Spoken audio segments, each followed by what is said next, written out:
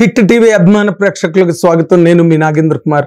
ఇప్పుడే సుప్రసిద్ధ నిర్మాత, అగ్ర నిర్మాత, గోల్డెన్ టచ్, గోల్డెన్ హ్యాండ్ అనిపించుకుని తెలుగు చలనచిత్ర పరిశ్రమలో చాలా గొప్ప ఒక గొప్ప మేకర్గా పేరు తెచ్చుకున్నప్పుడు 25 సంవత్సరాలుగా సినిమా ఇండస్ట్రీలో ఒక చాలా సమున్నతమైన స్థానాన్ని సంపాదించుకున్న నిర్మాత దిల్ రాజు గారు నిర్మించిన తమ్ముడు అనే సినిమా చూసి ఇప్పుడే వచ్చా. అయితే సాధారణంగా నాకు ఏ సినిమా గురించి నెగిటివ్గా చెప్పడం ఇష్టం ఉండదు. ఎందుకంటే నెగిటివ్గా చెప్పి అదొక స్కూలు. అంటే నెగిటివ్గా మాట్లాడడం, నెగిటివ్గా రాయడం, దాని ద్వారా అందరినీ లొంగ తీసుకోవడం, భయపెట్టడం, వాళ్ళ ప్రయోజనాలు, వాళ్ళు ఆశించే ప్రయోజనాలు అవన్నీ వేరు. నేను ఆ బ్యాచ్కి సంబంధించిన మనిషిని కాను. ఎందుకంటే సినిమా పరిశ్రమ అన్న దాంట్లో ఇది ఒక కళాత్మక ప్రక్రియ. సినిమా అన్నది అది కోటాను కోట్ల రూపాయలతో, ఎంతోమంది కాయ కష్టంతో, అందులో ఉండే సృజనాత్మకత శక్తి, ఇవన్నీ ఎన్నో ఎలిమెంట్స్ దాంట్లో కోఆర్డినేట్ అయి ఉంటే, పైగా ఆ సినిమా ఆడిన విధానం బట్టి, ఆ సినిమా బట్టి వెనకాతల యువ ప్రతిభ, యువ దర్శకులు కావాలనుకుని పాపం అర్ధాకులతో తిరుగుతున్న వాళ్ళు ఎంతోమంది సినిమా ఇండస్ట్రీలో నేను వదిలేచి చూస్తుంటాను. అందుకని ప్రతి సినిమా ఆడాలి, ప్రతి సినిమా పే చేయాలి, ప్రతి సినిమా బాగా కలెక్ట్ చేయాలి అని కోరుకునే ఒక ఆశావాది నేను. అలాంటి ఒక అలవాటు అనండి, అనుభవం అనండి ఉన్న నా బోటి జర్నలిస్టు తమ్ముడు చూసినప్పుడు కలిగిన ఒక భావావేశాన్ని మీ ముందు ఉంచడానికి, ఇది నెగిటివ్గా చెప్పడం కాదు. ఎందుకంటే తెలుగులో ఒక సామెత ఉన్నది ఏంటంటే, ఎప్పుడూ పెట్టని మహాతల్లి ఎప్పుడూ పెట్టలేదు నాకు, కానీ రోజు పెట్టే అని ఒక తిట్టి ఆ ఇల్లాలని ఒక యాచకుడు మాట్లాడేటంట. ఎప్పుడూ పెట్టని మహాతల్లి ఎప్పుడూ పెట్టలేదు, ఎప్పుడూ పెట్టేది కూడా ఇవాళేమో నాకు మొండి చేయి చూపించిందని బయటకు వచ్చి తిట్టుకున్నాడంట. అలాంటి ఒక సందర్భం ఈ తమ్ముడు అనే సినిమా. ఎందుకంటే దిల్ రాజు గారు అంటే మంచి ఫ్యామిలీ డ్రామా, మంచి ఓరియంటేషను, మంచి పాటలు, ఒక మంచి హృదయానికి హత్తుకునే అద్భుతమైన సెంటిమెంట్ సన్నివేశాలు, బ్రహ్మాండమైన యాక్టర్లు, ఇవన్నీ కూడా ఆయన తాలూకా లెగసీ. అంటే ఆయన ఒక క్రమ పద్ధతిలో ఈ రోజు వరకు ఆయన సాధించుకుంటూ వచ్చిన విజయాల పరంపర గురించి నేను మీతో మాట్లాడుతున్నా ఇప్పుడు. అలాంటి దిల్ రాజు గారు సంస్థ శ్రీ వెంకటేశ్వర క్రియేషన్స్ పతాకం నుంచి వచ్చిన సినిమా తమ్ముడు. అయితే ఈ తమ్ముడు అనే కథ అక్క తమ్ముడు కాబట్టి మనకు రక్త సంబంధం నుంచి, చిట్టి చెల్లెలు సినిమా నుంచి అసలు ఎన్ని వందలాది సినిమాలు అన్ని లాంగ్వేజెస్లో వచ్చాయి. అన్నీ బ్రహ్మాండంగా ఆడేవి, బాగా పే చేసాయి, ల్యాండ్ మార్క్స్ కింద నిలబడ్డాయి సినిమా ఇండస్ట్రీలో. ఇండియన్ సినిమా ఇండస్ట్రీ గురించి మాట్లాడుతున్నాను నేను. అలాంటి దాంట్లో ఒక అక్క తమ్ముడు కథ అనగానే అందరికీ 100% చాలా మంచి సెంటిమెంట్ ఉంటుంది. పైగా ఈ మధ్య రోజుల్లో తెలుగు తెరకి బాగా దూరమైన మంచి నటి లయన్ కూడా పట్టుకొచ్చారు. దానికోసం ఆవిడ కొంచెం బరువు, అంటే వెయిట్ కూడా పుటానయ్యి ఈ క్యారెక్టర్ కోసం అని చెప్పి ఆవిడ నా ఇంటర్వ్యూలోనే చెప్పడం జరిగింది. అలాంటి ఒక సినిమా అన్నమాట. పైగా నితిన్ ఈ మధ్య రోజుల్లో చాలా రోజులు బట్టి అతను ఫ్లాప్స్తో హిట్లకు చాలా దూరంగా అతని ప్రయాణం నడుస్తూ ఉంది. సో దిల్ రాజు గారు మళ్ళీ పనిగట్టుకుని నడుం కట్టి మళ్ళీ నితిన్కి ఒక మంచి హిట్ ఇవ్వాలన్న ఉద్దేశంతో తీసిన సినిమా తమ్ముడు. అయితే కథ వరకు వస్తే ఏమైందంటే, అంటే అందరూ రాసేస్తున్నారు, నాకు కథ చెప్పడం కూడా ఇష్టం ఉండదు. ఎందుకంటే షాక్ వాల్యూ పోతుంది, ఎవరైనా వెళ్ళి సినిమా చూస్తే కొత్తగా ఫీల్ అవుతారు, మనం చెప్పడం కరెక్ట్ కాదని. బట్ ఈ కథలో జరిగింది ఏంటంటే, ఒక అక్క ఒక సిన్సియర్ గవర్నమెంట్ ఆఫీసరు, ఆవిడ బ్రైబరీ అంటే లంచగొండితనం లేని ఒక సిన్సియర్ ఆఫీసర్. ఆవిడ మాట నిలబెట్టుకోవడం కోసం అని చెప్పి ఆవిడ చేసే ప్రయత్నంలో ఆవిడ ప్రాణాలు కోల్పోయే ఒక పరిస్థితి, లేకపోతే అటువంటి ప్రమాదకరమైన పరిస్థితి ఎదురైనప్పుడు తమ్ముడు వాటన్నిటిని ఎదుర్కొని తన సిస్టర్ని ఎట్లా కాపాడుకుంటూ వచ్చాడు అన్నదే మూల కథ సినిమాకి. కాకపోతే ఏమైందంటే, ఇందులో కథ ప్రారంభమైన తర్వాత అసలు ఆ ఎపిసోడ్స్ అన్నీ ఎక్కడికి వెళ్తున్నాయి, అడవిలోకి వెళ్ళాయి, అడవిలో నుంచి ఇంకెక్కడికో వెళ్ళాయి, ఇంకెక్కడి నుంచో ఇంకెక్కడికో వెళ్ళాయి.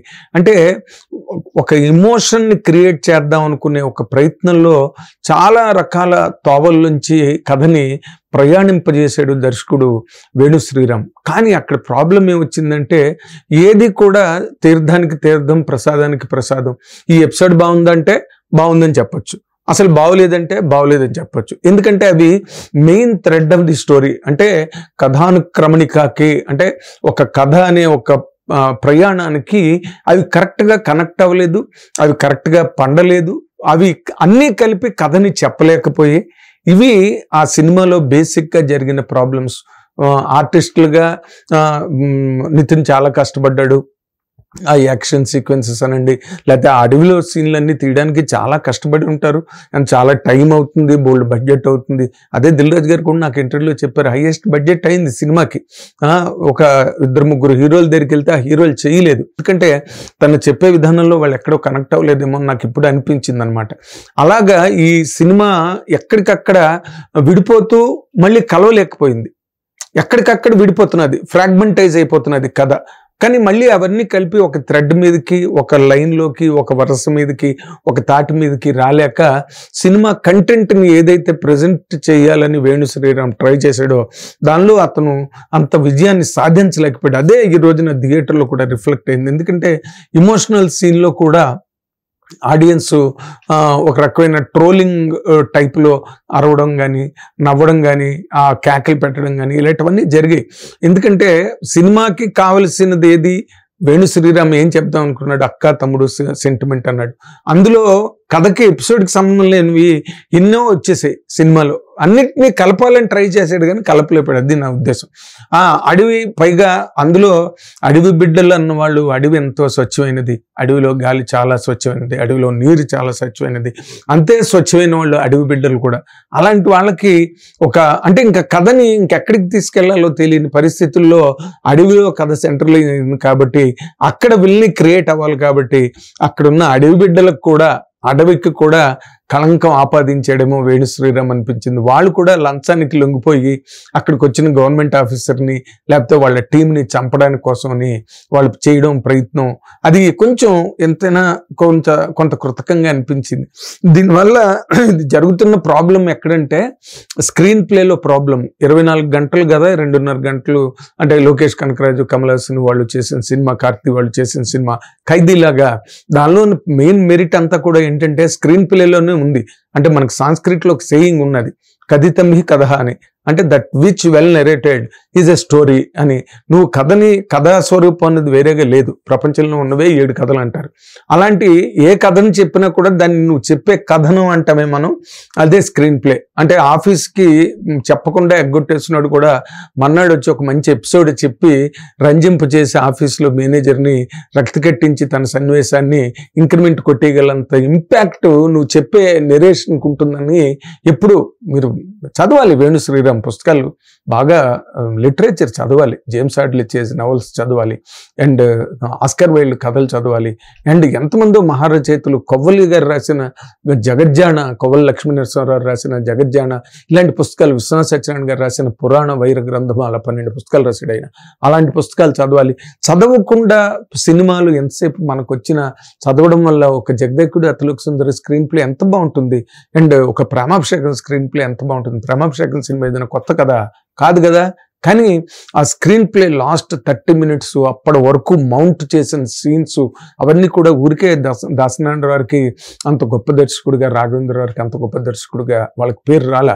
జగదేకుడు అతిలోక సుందరి కథ చెప్పడం ఎంత కష్టమో ఆ కథ చెప్పిన విధానం బట్టి ఒక క్రిటిక్ని కానీ లేకపోతే ఒక రచయితని కానీ అడిగితే దానికి 12 మంది రచయితలు పనిచేశారు ఆ కథకి. ఆ ఫైనల్ షేప్ రావడానికి దాన్ని అంతే గొప్పగా రాఘవేంద్ర గారు స్క్రీన్కి ఎక్కించారు. ఇవన్నీ ఎందుకు నేను చెప్తున్నానంటే, మీరు డైరెక్టర్లుగా తీసే సినిమాలు అవి ఆడి పండి నిర్మాతకి జేబులు నిండితే తర్వాత వచ్చే యువదర్శకులు ఎవరైనా ఆఫీస్కి వచ్చి కథ చెప్తే ఒక ఇంట్రెస్ట్గా ఫీల్ అవుతారు. లేకపోతే ఇప్పుడు ఏమవుతుందంటే అక్క తమ్ముడు కథ ఎవరైనా చెప్పడానికి ముందు రాగానే తమ్ముడు సినిమా చూసి భయపడతారు. పైగా దీనికి వచ్చిన ప్రాబ్లం ఏంటంటే సినిమా రిలీజ్ ముందు దిల్ రాజు గారు చాలా, అంటే ఎప్పుడు ఇవన్నీ విరివిగా అన్ని ఇంటర్వ్యూలు ఇచ్చారు ఆయన. ప్రతి ఛానల్కి అడిగిన వాళ్ళకి, అడగనోడిదే పాపం అందరికీ ఇచ్చారు ఇంటర్వ్యూలు అయినా సరే, టైము పెట్టుకుని స్పేర్ చేసుకుని. అందులో ఆయన చెప్పుకుంటూ వచ్చారు, నా గేమ్ చేంజర్ పోవడానికి కారణం ప్రధానంగా నాకు డైరెక్టర్కి సింక్ లేదు, డైరెక్టర్కి నాకు సింక్ ఉన్న సినిమాలు అన్నీ బాగా ఆడాయి.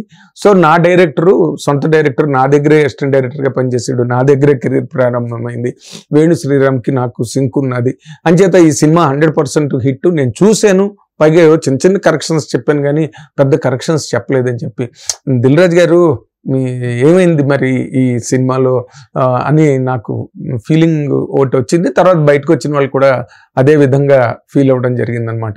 దీనికి ప్రధానంగా గేమ్ చేంజర్ గురించి ఆయన నోరు జారి మాట్లాడడం, జారిపోయారు, మాట జారారు. ఎవరు, మన శిరీష్ గారు వాళ్ళ బ్రదరు.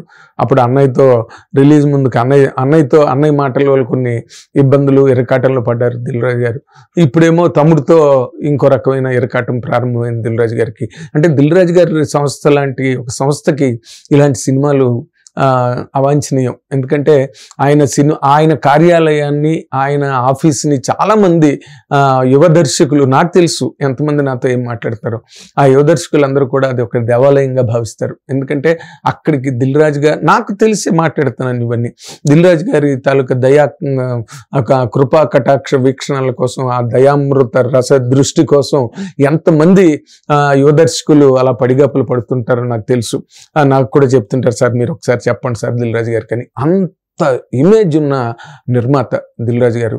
ఆయన మరి ఈ కథని ఆయన ఎలా ఎంపిక చేశారో, ఏం నమ్మారో, ఆయన మళ్ళీ మార్కో అవన్నీ ఆ సినిమాల్లో ఉంటుందండి. ఫుల్ యాక్షన్, వైలెన్స్ ఉంటుంది ఫిల్మ్. నాకు అది కూడా ఎక్కడ కనిపించలేదు. ఏదో అడవి సీన్లో ఉన్నది, అవి ఆ మామూలు రెగ్యులర్గా ప్రతి సినిమాలో ఉన్న మోతాదే ఈ సినిమాలో కూడా ఉన్నదన్నమాట. కానీ అది మళ్ళీ ఆ అడవిలోనేమో ఆ ఒక మహిళ పురిటి నొప్పులు పడ్డం, అవన్నీ ఏజ్ ఓల్డ్ రాటన్ ఫ్యూజన్స్. అవన్నీ కూడా ఇప్పుడు కొత్తగా సినిమా మారిపోయింది. ఇప్పుడు కొత్త కథలా విని అర్థం కాక ఇలాంటి కథలు చాలా సులభంగా అర్థం అవుతాయి. ఎందుకంటే ప్రేమించిన కథలు, లేకపోతే అక్క తమ్ముడు కథలు, అన్న తమ్ముడు కథలు, ఫ్యామిలీ బాండ్ ఉన్న కథలు. ఇప్పుడు బొమ్మరిల్లు లాంటి కథ చెప్పి ఒప్పించడం చాలా ఈజీ, ఎందుకంటే దానిలో క్యారెక్టర్లు అవన్నీ కనిపిస్తుంటాయి. కానీ ఇప్పుడు ఇవాళ రేపు కొత్త కుర్రాళ్ళు అన్ని కొత్త కథలు, కొత్త వ్యాపారం అంతా స్టార్ట్ చేశారు. వాళ్ళు చెప్పిన కథలు ఇప్పుడు కనెక్ట్ అవ్వట్లే సినిమా ఇండస్ట్రీకి. నేను అబ్జర్వ్ చేస్తున్నాను ఆన్ మోర్ అకేషన్స్. అర్థం కాక బాగోలేదు అనడము, లేకపోతే దూరం పెట్టడము, ఫోన్లు ఎత్తకపోవడం, ఇలాంటివి చేస్తున్నారు సినిమా ఇండస్ట్రీలో. కానీ దిల్ రాజు గారు ఇప్పుడు మళ్ళీ దిల్ రాజు డ్రీమ్స్ అని పెట్టారు. డ్రీమ్స్ త్రూ దిల్ రాజు అని కూడా దాని మీద ఆయన వేరే వెరిఫికేషన్ ఇవ్వడం జరిగింది, క్లారిఫికేషన్. ఇలాంటి ఒక దిల్ రాజు గారి సంస్థ నుంచి, ఆ వ్యవస్థ నుంచి ఇలాంటి బలహీనమైన సినిమా అంటే ఆయన సినిమా పోవడం అన్నది పెద్ద ఆయనకి ఇబ్బంది ఏం కాదు. ఎందుకంటే ఆయన మేనేజ్ చేసుకోగలరు, మంచి బలమైన వ్యాపారి. ఆయన దాన్ని ఏ విధంగా మేనేజ్ చేసుకోవాలో ఆ విధంగా మేనేజ్ చేసుకోగలరు. ఈ అకౌంట్స్ని వాటిని మళ్ళీ ఇంకో రకంగా పెద్ద ప్రాజెక్టుతో ఏదో తెచ్చుకుని చేసుకోగలరు. కానీ ఇక్కడ ఆయన తాలూకా ఆయన కోసం ఆయన నిలబెట్టుకున్న చరిత్ర ఇన్నాళ్ళు ఏదైతే ఉందో దానికి ఇలాంటి సినిమాలు ఎంతో కొంత విఘాతాన్ని కలుగు చేస్తాయన్నది మాత్రం 100% కరెక్ట్. సినిమా ఆశించిన మేరకి అంటే చాలా టెస్ట్ చేసింది, పేషెన్స్ టైర్సమ్గా అనిపించింది. ఈ పాటికి చాలా రివ్యూలు వచ్చేసాయి బయటికి, పబ్లిక్ టాక్ అవునండి, వెబ్సైట్స్లో అన్నింటిలోనే వచ్చింది.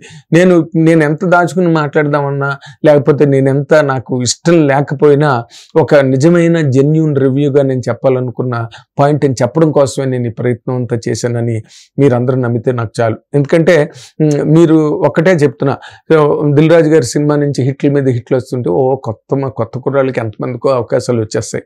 ఒక సినిమా హిట్ అయితే అన్ని ఆఫీసులు కలకలాడుతుంటాయి, ఉత్సాహంగా ఉంటారు. ఎవరు వచ్చి చెప్పడానికైనా కూడా వినడానికి చాలా, ఇప్పుడు కుబేర్ వచ్చింది, దాని రేంజ్లో అది ఆడింది. అది ఆడితే వాళ్ళు కొత్త వాతావరణం ఏర్పడింది అక్కడ. అలాగే ఒక సినిమా హిట్ అయితే, కొత్త కథలు హిట్ అయితే వాటికి ఉండే మైలేజ్ సినిమా ఇండస్ట్రీ పరంగా చాలా ఎక్కువ. అలాంటి మైలేజ్ని తమ్ముడు క్రియేట్ చేయలేకపోయింది. And you have to really feel sad about Nitin.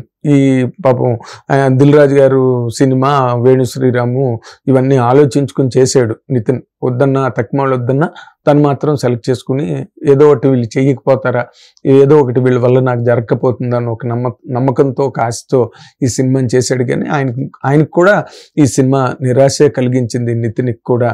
And Nithin, next time better luck.